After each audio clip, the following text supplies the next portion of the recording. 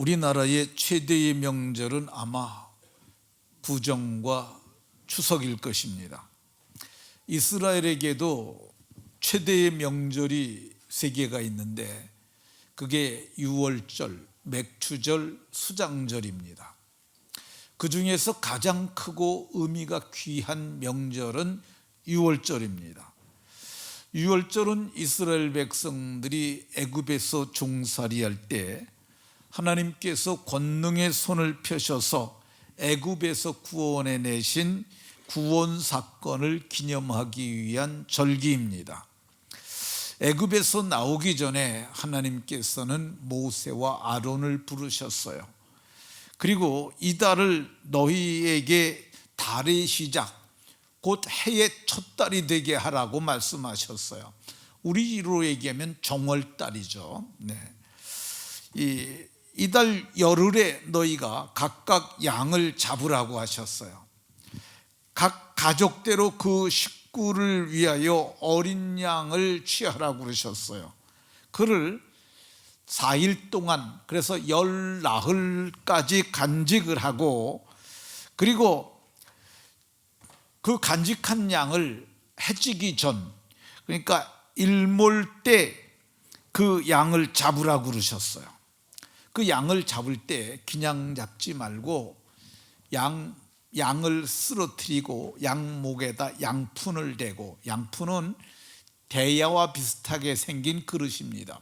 그릇을 대고 양의 멱통을 따라고 그러셨어요. 멱통은 심장으로 가는 대동맥을 멱통이라고 얘기를 합니다.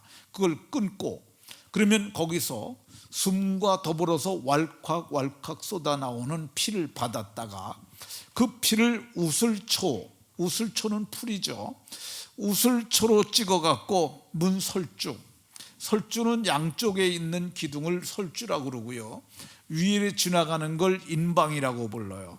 문설주와 인방에다가 그 피를 바르라고 말씀하셨어요. 그리고 그 밤에 고기를 불에 구워가지고 쓴 나물과 이 무교병을 함께 먹으라고 그러셨어요. 무교병은 이 누룩이 들어가지 아니한, 발효되지 아니한 밀가루만 구운 떡입니다. 그러니까 무교병과 함께 먹고, 허리에 띠를 띠고 발에 신을 신고 손에 지팡이를 짚고 급히 먹으라. 너희가 이제 나갈 때가 됐음이라고 이렇게 말씀하셨어요. 근데 그 밤에 하나님께서 이 여호와의 사자가 지나가다가 피가 없는 집은 들어가서 이 애굽에서 처음 난 모든 것, 그걸 초태생이라고 불러요. 그거를 짐승으로는 문열이라고 부르는데, 문을 열고 나온 첫 번째 것, 그것을 하나님께서 초태생을 심판하고 또 애굽의 모든 신들을 심판하실 거라고 말씀하셨어요. 그러나 너희들은 양의 피를 발랐으니까 피를 보면 넘어가리라고 말씀하셔. 내가 피를 볼 때 넘어가리라. 이거를 영어로 패스오버라고 하고, 이거를 우리는 유월절이라고, 넘어갔다는 뜻에서 유월절이라고 이렇게 합니다. 그런데 하나님께서는 이 절기를 너희가 기억하고 영원한 규례로 대대로 지키라고 말씀하셨어요. 이거는 너희가 대대로 지켜야 할 절기라고 이렇게 말씀하셨어요. 그리고 그날 밤에 이제 바로가 이제 가라고 그래서 저들이 애굽을 떠나서 홍해를 건너서 마침내 광야를 지나 약속의 땅에 이르게 됩니다. 이 유월절 행사는 몇 년 동안 지켜왔었느냐면 예수님 당시까지 지켰으니까, 그게 이스라엘 백성들이 애굽에서 나온 것이 주전 BC 1446년 뭐 이렇게 봅니다. 뭐 학자들에 따라서 좀 차이가 나는데 12세기 설도 있는데 이건 아니고, 그 이스라엘 백성들은 주전 1440년대에 나온 것이 틀림이 없습니다. 그건 제가 계산을 해봤어도 틀림이 없습니다. 근데 예수님께서 1400여 년 동안 지켜왔던 그 유월절 절기를 닷새 앞두고 예루살렘에 입성하신 사건, 이것을 종려주일이라고 우리는 지킵니다. 왜 그러냐면 종려나무가지는 승리를 상징하는 건데, 그걸 들고 그것을 꺾어다 지나가는 발 앞에 놓고 했기 때문에 종려주일로 지킵니다. 이 유월절은 아주 중요한 사건입니다. 이스라엘 백성들이 애굽에서 구원받았을 뿐만 아니라 이 이스라엘 백성들이 구원받던 그날 밤에 애굽에 살던 종살이하던 허다한 잡족들이 있었다고 그래요. 허다한 잡족들도 우리도 종살이하지 않고 쫓아나가겠다고 쫓아나간 사람들이 또 수도 없이 많은데, 이 유월절은 마침내 그리스도를 통해서 가는 거예요. 그래서 예수 그리스도를 통하여 완성되는 구속 역사 중에서 가장 중요한 사건이라 할 수 있습니다. 그래서 마태복음에도 있고 마가복음에도 있고 누가복음에도 있고 요한복음에도 있고 이 종려주일 기사는 다 기록되어 있어요. 오늘 우리는 예루살렘의 입성을 살펴보면서 이것이 어떤 의미가 있는가 살펴보려고 합니다. 먼저 사건 배경을 살펴봅니다. 예수님께서 제자들과 예루살렘 가까이 와서 감람산 벳바게에 이르렀을 때에 예수님께서 제자 중에 두 사람을 보내셨어요. 니네들이 맞은편 마을로 가도록 해라. 거기에 가게 되면 아무도 타보지 않은 것, 나귀 새끼가 있는데 그것을 풀어서 끌고 오도록 하라고 말씀하셨어요. 근데 누가 너희에게 왜 이렇게 하느냐 묻거든 주님이 쓰시겠다고 했다라고 하면 그가 즉시 이리로 보낼 것이라고 말씀하셨어요. 제자들이 가서 보니까 나귀 새끼가 문 앞 거리에 거기에 매여 있는 것을 보았어요. 그래서 나귀 새끼를 끌으니까 그 주인이 나서서 그랬어요. 왜 나귀 새끼를 끌으시오? 그랬더니 그들이 말하기를 주님이 쓰시겠다고 그러셨어요.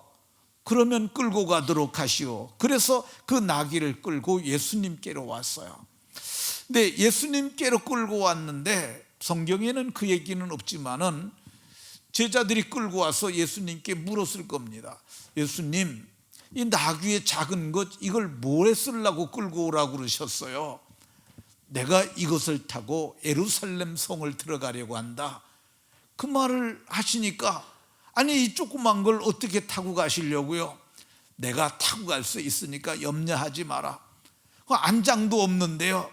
그랬더니 한 제자가 예수님 제 옷을 벗어서 안장을 하겠습니다. 그래서 겉옷을 그 위에 얹어 놓으니까 예수님께서 타셨어요.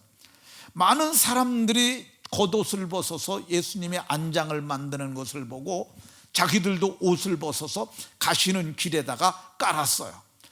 또 다른 이들은 풀을 깔기도 하고 뱃나무가지를 깔기도 하고 종려나무가지를 꺾어서 깔기도 하면서 뒤에서 따르고, 그리고 이 앞에서는 가고, 그 앞에 뒤에 예수님은 가운데서 가는데 사람들이 소리를 질렀어요.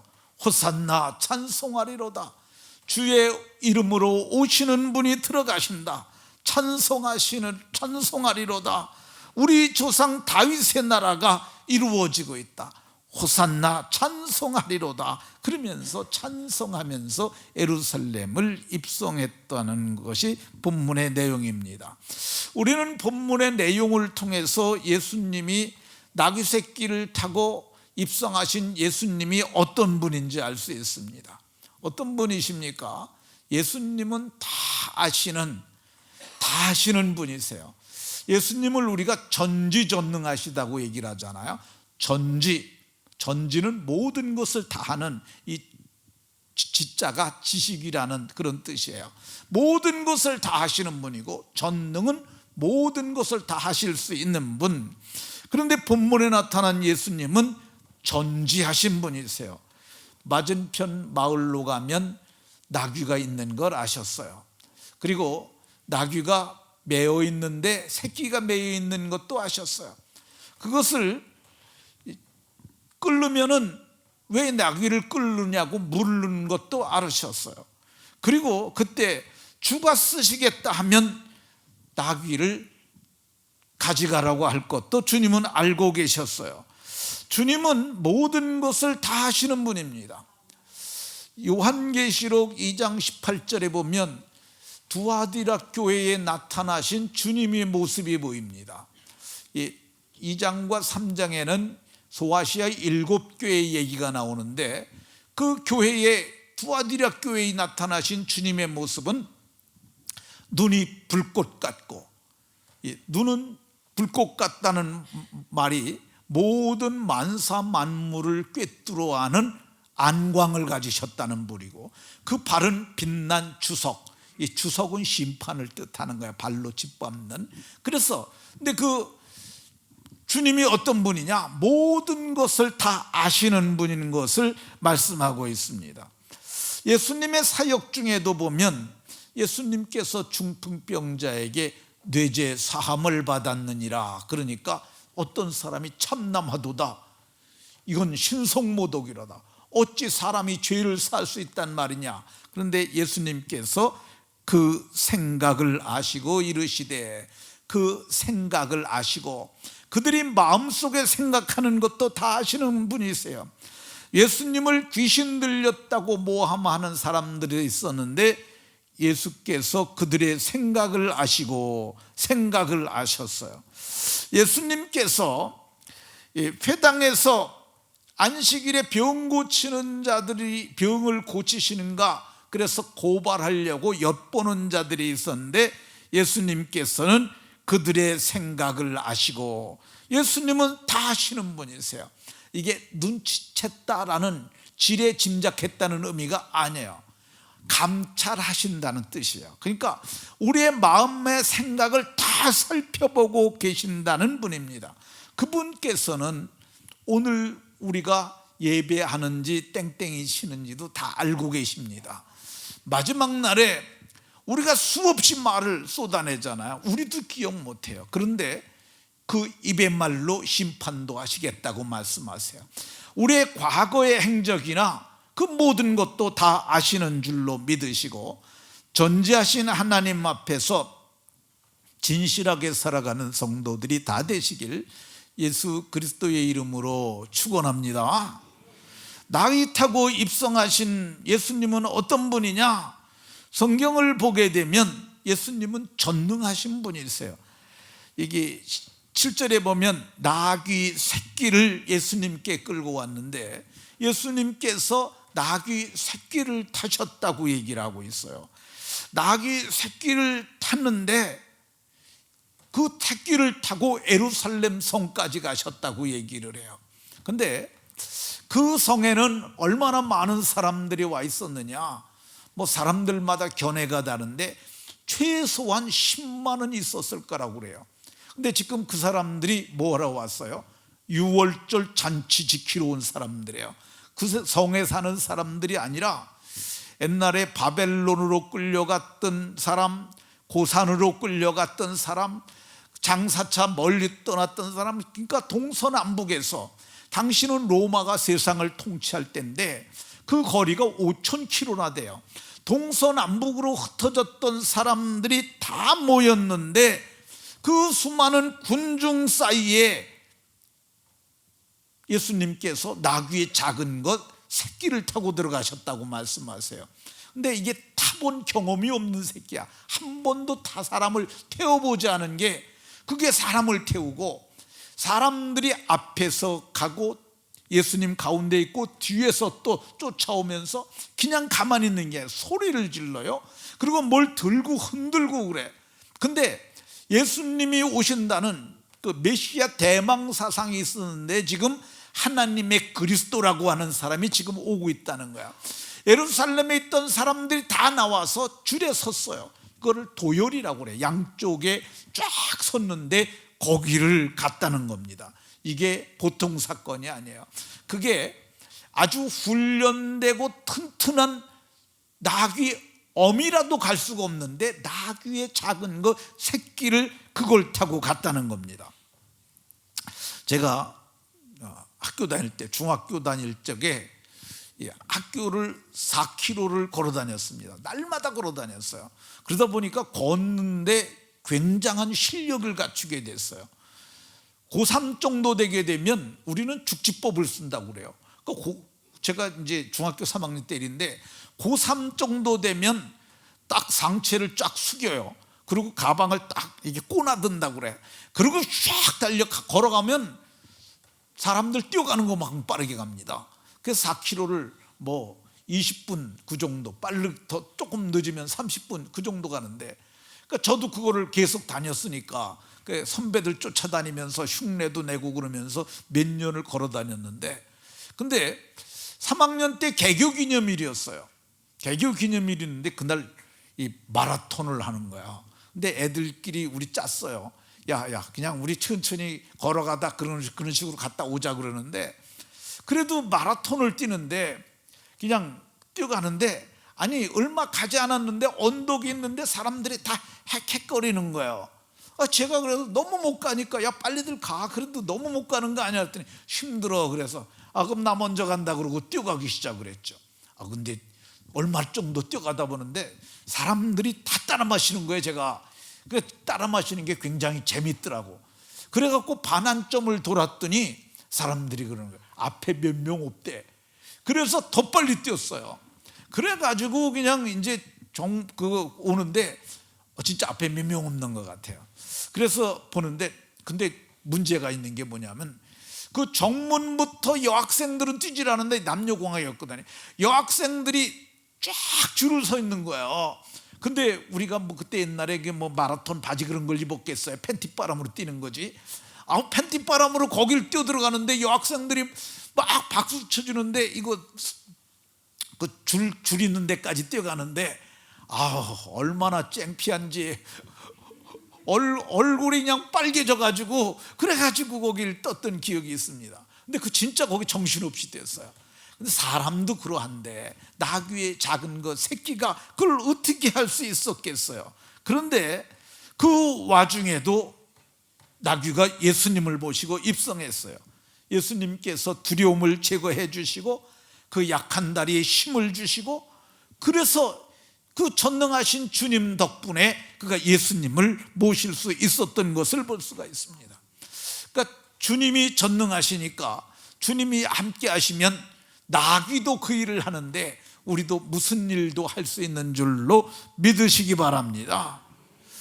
어린 나귀가 어떻게 예수님을 모실 수가 있었을까? 주님이 택하셨기 때문에 그렇습니다. 또 나귀 입장에서 보면 주님에게 택함을 받은 거죠. 그러니까 주님이 붙잡고 쓰시면은 어린 나귀도 쓸 수가 있습니다. 창세기 3장에 보게 되면 뱀이 지음을 받았는데 들짐승중에 간교했다고 얘기를 합니다. 근데 이게 누구의 손에 잡히느냐? 마귀의 손에 잡히니까 마귀짓을 해가지고, 그래서 아담과 하와를 갖다 범죄케 했는데 하나님은 이거 먹으면 정령 죽으리라 했는데, 반드시 죽으리라고 그랬는데 마귀가 결코 죽지 아니하리라. 그래서 뱀이 마귀에게 붙잡히니까 마귀짓을 해서 사람을 죽이는 일을 했던 것을 볼 수가 있습니다. 닭이 성경에 나옵니다. 예수님께서 베드로에게 오늘 이 밤에 닭이 2번 울기 전에 내가 3번 나를 부인하리라, 예수님께서 그렇게 말씀하셨어요. 근데 베드로가 무슨 말씀을 예수님 그렇게, 결코 내가 죽을지라도 그런 일 안 하겠다고 그랬어요. 근데 진짜로 예수님을 저가 3번 부인했어요. 근데 그때 닭이 우는 거야. 꼬끼우 하고 우니까 그때 3번 부인하리라 하신 말씀이 생각나서 밖에 나가서 다른 복음서를 보면 심히 통곡하니라, 심히 대성통곡하며 울었다고 얘기를 하고 있습니다. 이 미물이라 할지라도 주님의 손에 붙잡히니까 베드로를 회개시키는 도구가 됐던 것을 볼 수가 있습니다. 나귀가 쓰임받게 된 것은 어리지만 주님께 드려졌기 때문에 그렇습니다. 주님은 드리지 않은 것은 쓰지 않으세요. 주님께서는 받쳐준 것을 쓰시는데, 요한복음 6장에 보게 되면 한 아이가 보리떡 5개와 물고기 2마리를 가지고 그걸 주님께 드렸습니다. 사람이, 제자들이 그랬어요. 주님, 이거 가지고 뭘 하겠습니까? 사람은 이렇게 많은데 물고기 2마리와 보리떡 5개로 뭘 할 수 있겠습니까? 근데 예수님께서는 그 작은 걸 받으시고 말씀하셨어요. 예수님께서 50명씩 100명씩 앉으라고 말씀하셨던 것을 볼 수가 있습니다. 그래서 그것을 나눠줬는데 5,000명이 먹고도, 그리고 12바구니나 거뒀다고 얘기를 하고 있습니다. 그러니까 적지만 드려지면 주님께서 그 적은 것을 크게 사용하시는 줄로 믿으시기 바랍니다. 캄보디아 주서망 국제 중고등학교를 우리가 건축하려고 준비하고 있는데 이제 거의 다 그 건축 헌금이 준비가 되는 것 같습니다. 근데 제가 교육자들한테도 얘기를 했어요. 유초등부도 동참을 하게 하고 중고등부도 동참하게 하자. 그 액수가 중요한 것이 아니라 같은 마음으로 헌신하는 것이 중요하다, 그렇게 말을 했는데, 중고등부가 31명이 참석을 했어요. 153만 2천 원을 헌금을 했어요. 한 아이들이 5만 원씩 했어요. 중고등부가 애들이 요즘은 손이 커진 것 같습니다. 유초등부가 23명이 참석했는데 75만 원을 헌금을 했어요. 그 애들이, 유초등부 애들이 한 3만 원씩 한 것 같습니다. 장년부는 131명이 참가를 했습니다. 어쨌든 장년부는 두 가족이니까 260명이 참석했다고 봐야 되죠. 그래도 비율로 따지보게 되면 중고등부의 그 참석률이 더 높아요. 그래서 저는 모두가 참석하는 것이 귀하다고 그러는데, 아이들이 드려진 이 헌금, 이것이 마침내 저는 학교를 세워질 것이라 그렇게 생각이 듭니다. 적지만 적은 것도 주님의 손에 들려주게 되면 귀하게 사용되는 줄로 믿으시기 바랍니다. 나귀가 쓰임받게 될 수 있었던 이유가 뭐냐? 순종하는 거야. 나귀가 민물이지만 가자 그러고 끌고 오니까 왔어요. 그리고 예수님의 겉옷을 올려놓고 이제 가자 그랬더니 그가 타박타박 걸어서 마침내 예루살렘 성까지 입성을 했던 것을 볼 수가 있습니다. 순종하니까 그 미물의 등짝이 그게 주님이 앉으시는 보좌가 될 수 있었어요. 그러니까 우리가 교회도 역시 마찬가지예요. 거역하는 사람은 하나님의 일꾼으로 쓸 수가 없어요. 순종할 때, 말씀에 순종할 때 하나님의 역사를 이루며 주님의 일꾼이 다 되는 줄로 믿으시기 바랍니다. 그러면 전지하시고 전능하신 분이 왜 나귀를 타셨을까?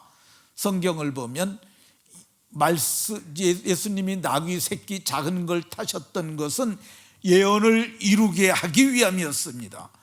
성경을 보면은 스가랴 9장 9절에 4개 왕이 임하는데 그는 공의로우시며, 그래서 나귀를 타시는데 나귀의 작은 것 그 새끼를 탄다고 말씀하셨어요. 그러니까 진짜는 뭐냐?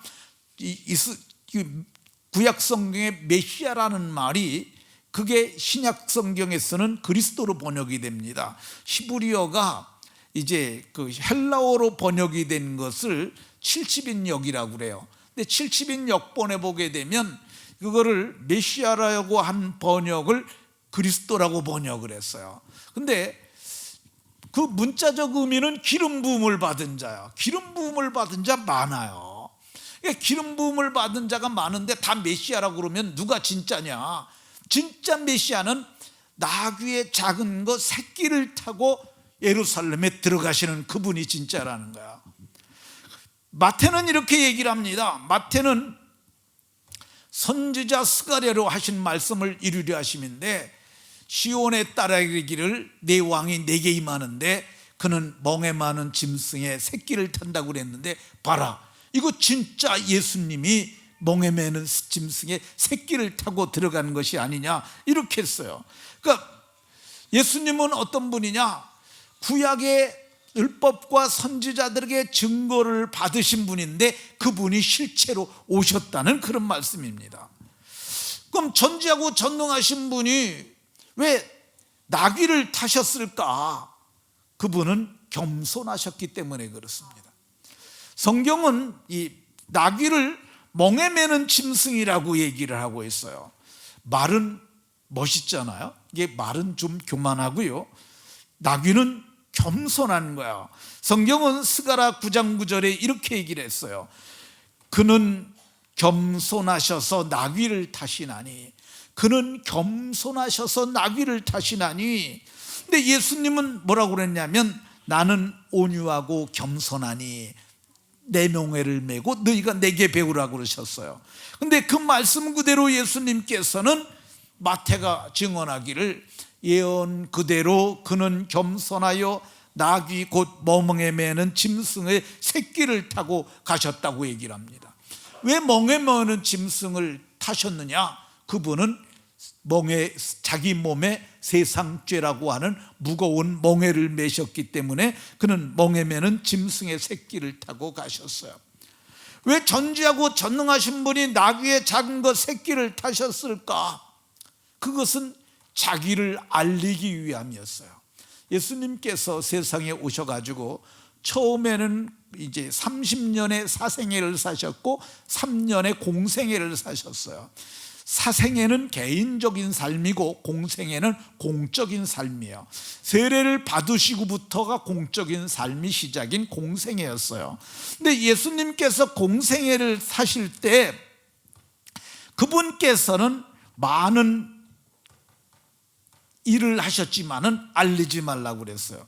마태복음 12장에도 보게 되면 한 손 마른 사람이 있었는데 손을 고쳐주셨어요. 그러면서 말하기를 이것을 드러내지 말라고, 자기를 드러내지 말라고 이렇게 말씀하셨어요. 근데 예수님께서는 이제 유월절 양으로 죽으실 때가 닷새밖에 안 남은 걸 알고 계셨어요. 그러니까 유월절 양으로 대속하는 것은 세상이 모두 다 알아야 돼요. 예수님이 하나님의 어린 양으로 오셔서 죽으셔야 되는 걸 아니까 사람들 많이 모인 유월절에 예루살렘을 공적으로 입장하시는데 자기를 드러내신 거야. 나귀의 작은 것을 타고 들어가셨대. 그걸 사람이 어떻게 타겠어? 근데 그분이 그거를 타셨대. 놀랍지 않냐? 그분이 스가랴 선지자가 얘기한 그분이래. 바로 메시아래, 하나님의 그리스도래. 그래서 자기를 드러내시는 걸, 이걸 좀 어려운 말로 메시아의 자기 계시라고 얘기를 합니다. 메시아의 자기 계시, 이렇게 말할 수 있습니다. 전지하고 전능하신 분이 왜 나귀를 타셨을까? 그분은 평화의 왕이셨기 때문에 그렇습니다. 전쟁할 때 말을 타잖아요. 근데 이제 전쟁 그만하자고 그러고서 평화의 사절단을 보낼 적에는 말을 안 탑니다. 말을 타면 공격을 해요. 그러니까 옛날에는 말을 타지 않고 뭘 탔느냐? 그러면 나귀를 타는 거야. 왜 나귀를 타고 가냐? 우린 싸우러 온 사람이 아니라는 걸 드러내는 거죠. 그래서 나귀를 타고 들어가서 평화를 전하고 평화 조약을 맺는 거야.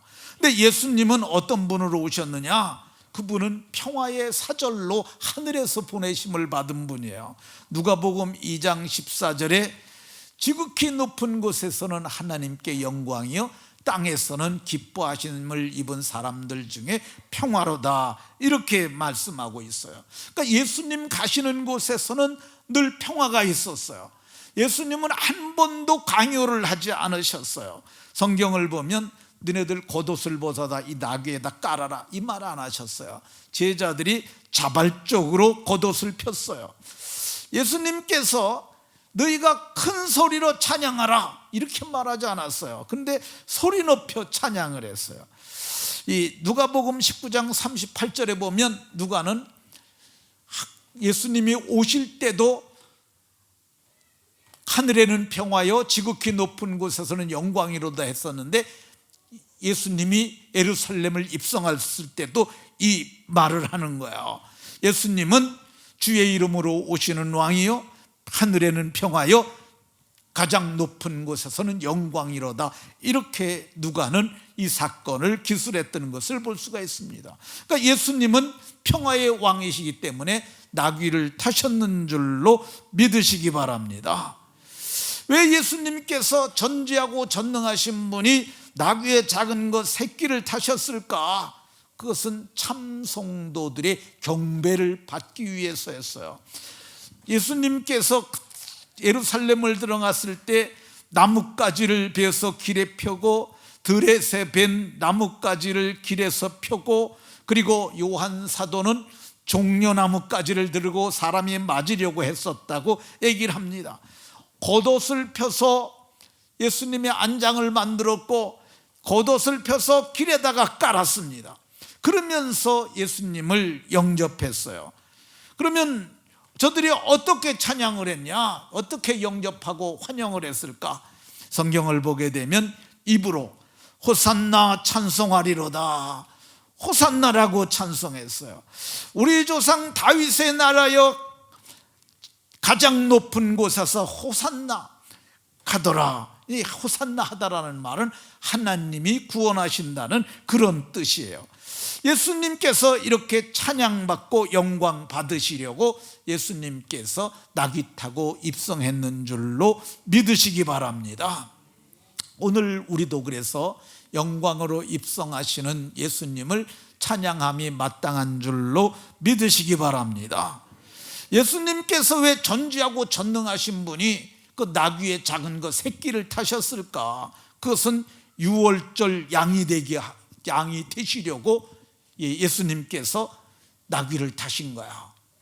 예수님은 이 땅에 오셨을 때 세례 요한이 예수님을 보고 보라, 세상 죄를 지고 가는 하나님의 어린 양이로다 그랬어요. 예수님은 내 목숨을 내가 많은 사람에게 대속물로 주려고 왔다고 그렇게 말씀하셨어요.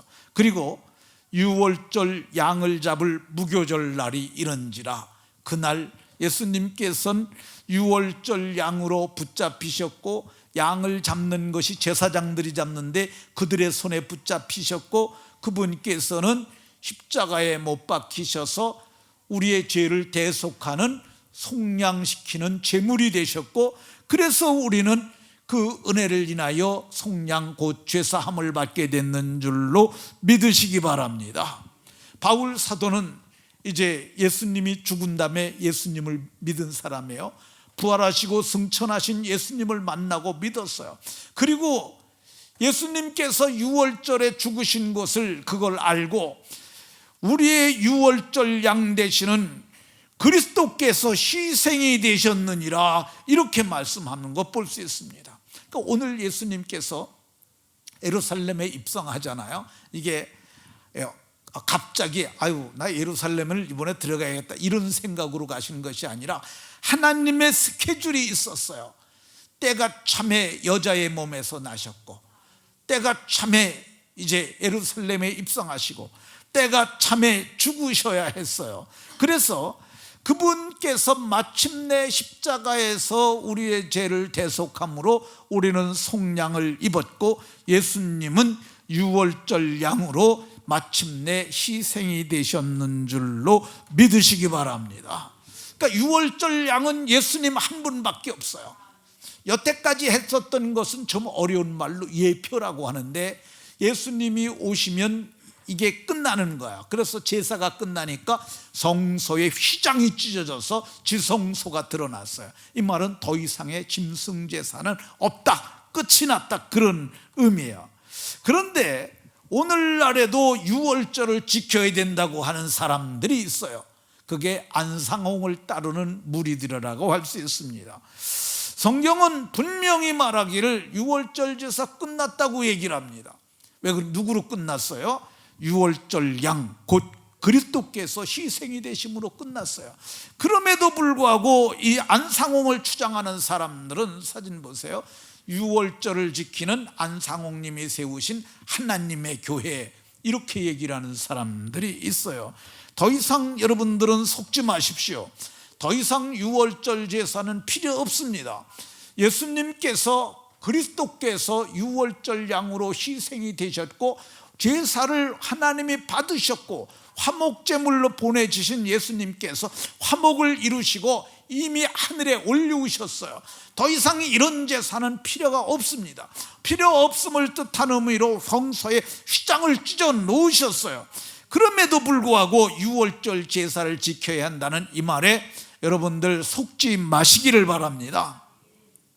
이 사람들은 안상홍님이 세웠다는데 이 사람들은 안상홍이를 하나님이라고 그럽니다. 이 하나님의 교회 안상홍님은 왜 하나님이실까? 뒤에 설명이 쭉 있는 건데 말도 안 되는 궤변들이죠. 안상홍은 하나님이 아니에요. 안상홍은 이 얘기하는 이 6월절 제사는 다 끝났어요. 더 이상 지낼 필요가 없어요. 여러분들 이 말에 속지 마시기 바랍니다. 그럼 안상홍이라는 사람이 어떻게 생겼을까? 저분이 하나님이라고 그럽니다. 많이 웃으셔도 됩니다. 비웃으셔도 돼요. 이게 어떻게 저 사람이 하나님일 수가 있겠어요? 저게 옛날에는 사진이 많았어요. 태극기 앞에서 찍은 사진 뭐 그런 거고, 자기네들은 뭐 태극을 또 이상하게 해석을 해요. 근데 그렇게 해서 저 사람이 하나님이라고 그러는데 아닙니다. 여러분들을 미혹시키려는 나쁜 거예요. 저게 전에는 인터넷에 많이 왔어요, 사진이. 근데 요즘에 제가 어제 검색을 해보니까 다 없어져 버렸어요. 우리나라 인터넷 거기에는 사진이 없어요. 뭐 마이크 앞에 서 있는 그런 거밖에 없어요.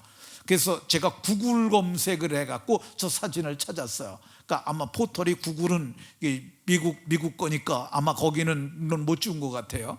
어쨌든 구글 검색을 통해서 저 사람이 나왔는데, 저 사람이 하나님이라고 그러는데 여러분들 이 말에 속지 마십시오. 제가 왜 속지 말라고 이렇게 얘기를 세게 하는 줄 아십니까? 주변에 저기에 미혹된 사람들이 많아요. 여러분들에게 저 사진을 보내주면서 하나님이 저분이야, 저분이 왜 하나님인지 내가 가르쳐줄게, 그럼 여러분들 처음에 안 속아요. 그런데 저들이 여러 말로 궤변으로 여러분들을 꼬시게 되면은 속아요.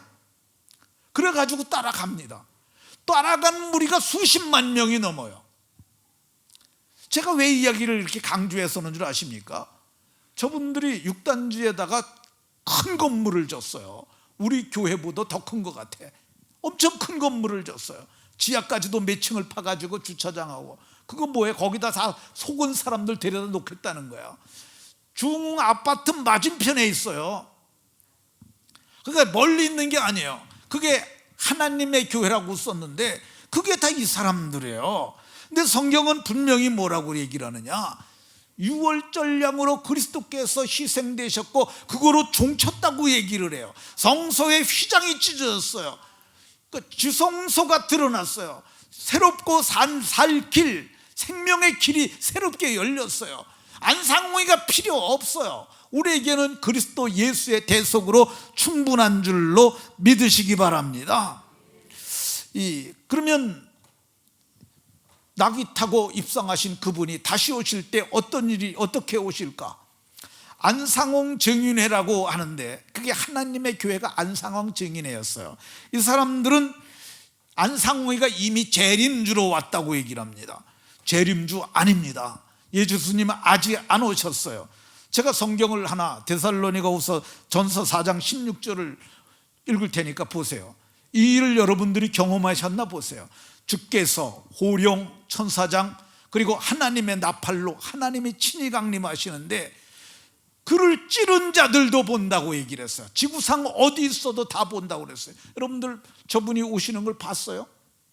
아직 안 오셨어요. 속지 마시기 바랍니다. 그분이 다시 오실 때 어떤 일이 일어나느냐? 그리스도 안에서 죽은 자들이 먼저 일어난다고. 이 죽은 자들이 일어나는 게 부활이에요. 생명의 부활과 심판의 부활이 있는데 우리가 다시 살아나는 거예요. 그때 우리 믿는 자들은 자기 영광의 몸의 형체와 같이 그분의 역사로 우리를 변케 하실 것이라고 약속하고 있어요. 그분이 하늘에서 나타나실 때 공중에서 우리를 끌어올려, 공중에서 공중 구름 속으로 끌어올려 공중에서 주를 영접하게 하실 것이라고 이렇게 말씀합니다.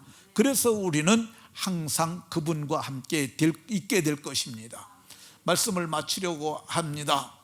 우리는 어두워져가는 마지막 한때를 살고 있습니다. 예수님만이 우리의 구원의 주입니다. 다른 복음에 속지 마시고 바른 복음에 굳게 서서 주님 오시는 그날까지 복음을 힘있게 전하는 복된 성도들로 사시다가 마지막 날에 주님과 함께 영원토록 함께 거하시는 분들이 다 되시길 예수 그리스도의 이름으로 축원합니다. 하나님, 오늘도 말씀을 통해서 주의 법을 알게 하시니 감사드립니다. 사랑하는 모든 성도들이 아버지,